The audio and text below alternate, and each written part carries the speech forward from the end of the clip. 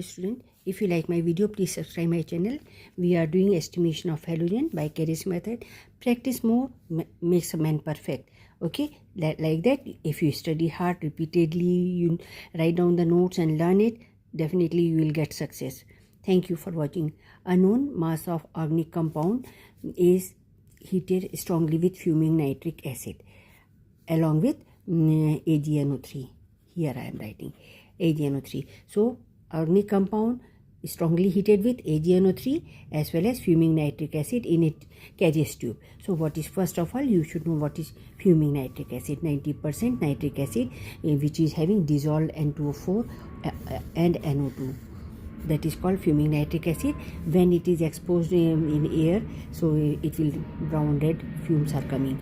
Okay, that is why it is known as fuming nitric acid. Clear? Now we will see that 90% that is fuming nitric acid react with organic compound along with AgNO3 when heated in a Carey's tube. The heating is done in a furnace. So what will happen? Carbon is oxidized to CO2, hydrogen is oxidized to air, and halogen form, third one, halogen form halides. Okay, they will form halide, precipitated as halide. So halogen form halides. So thus this precipitate is dried and weighed. So percentage of halogen, this is percentage of halogen. This halogen can be Cl, Br or I. So X can be any.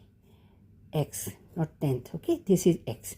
X can be ClBri. So percentage of halogen is equal to atomic weight of halogen divided by silver halide. Whatever AgCl is there, AgBr is there, AgI is there, accordingly we have to see. So this is molar mass of silver halide. Then atomic weight divided of halogen divided by AgX, silver halide. Then multiplied it by weight of silver halide formed into 100 divided by weight of organic compound. Clear? Weight of AgX by weight of organic compound.